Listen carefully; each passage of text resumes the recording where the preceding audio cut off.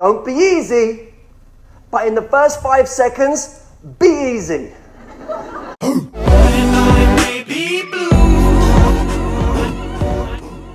everyone, it's Blue. Make sure you like and subscribe and go follow me on Patreon. It's only $5 a month and you get at least an extra video every week. You ever have your girlfriend or your wife call you from another room and she's like, "Sweetie," and then like immediately you go, your stomach just goes, ugh. Today, I'm going to be reacting to A Man Humbles a Room Full of Women Part 2. So us guys might grow up with the idea that we're supposed to do something, and if we don't get taught by our parents that, we get taught by movies at the very least. We grow up to think we should be doing something, and that makes most of us feel inadequate because most of us have never been taught how to do anything. So now what happens is we walk through life seeing women that we're attracted to and not being able to do anything. That's a guy's life. Some guys approach everybody.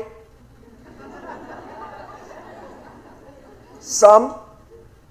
But what do you think that is as a percentage, really? What do you think? If this is all guys, this many are running up to every woman they like. In fact, this many are running up to every woman. This many are running up to every woman they like. And the rest of us, this many, will never approach a woman. And the rest of us, we wait for the right moment. And we're not very good at judging when is the right moment.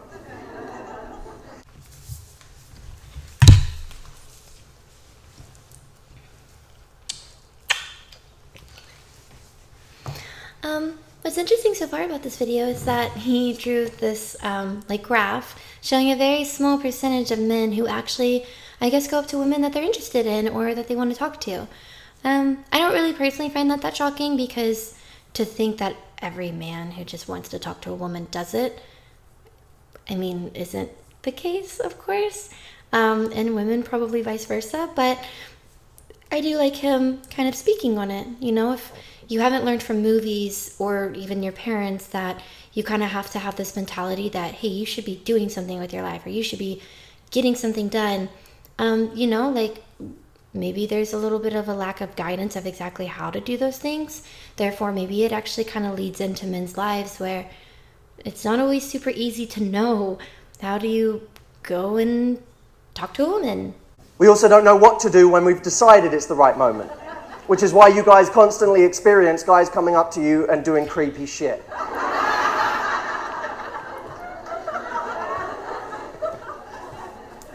So we then ask, okay, with this group of men, should women start being more proactive in order to get them to do something?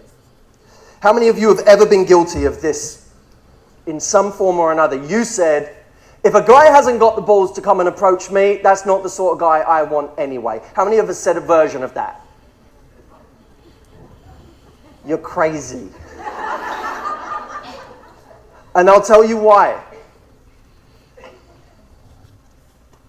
I'm just going to give it to you straight. If us guys approached every woman we were attracted to, we wouldn't have jobs. It's all we would be doing. That's funny. He's funny.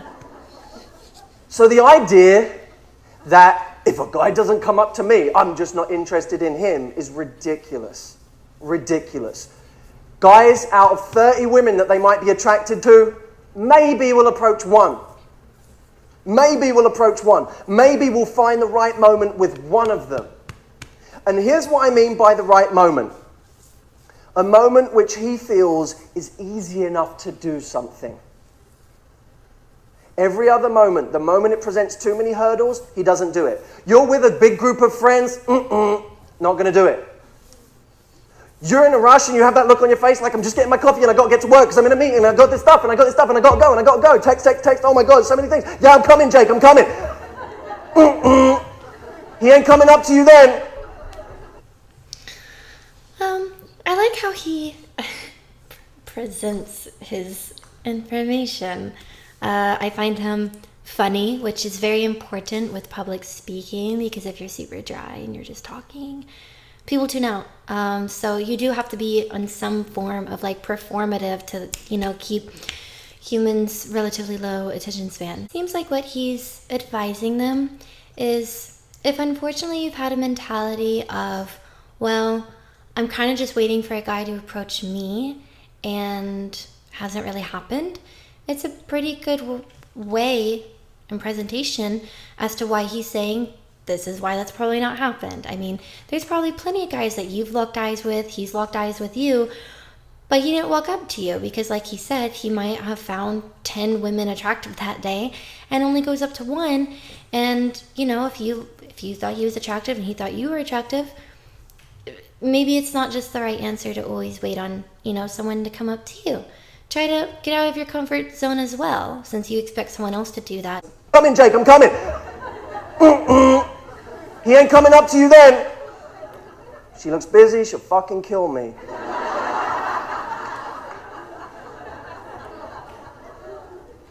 You're standing with that friend of yours. Oh, he's my gay guy friend. He's so lovely. I always hang out with him. We always go out. Never get approached by guys. Wonder why. He's not coming up to you while you're standing there with your gay friend because all he thinks is this is your boyfriend. This is someone that you're dating right now. I didn't even think about that. He sees you walking along the street in the daytime. Most guys won't approach you then. You know why? Because they're worried that they'll look creepy if they do. Really would love to talk to her. Maybe I'll look creepy if I try. Don't want to do anything. But women, what they often do is they say, oh no, but that's not true. Guys do come up to me like that. Yeah, 1%. 1% of men. And it's always the loudest guy in the room. It's the loudest guy in the room or the loudest guy on the street. And of course that guy is the one you always meet. Of course it is. I always meet players. Of course, they're the ones who approach you.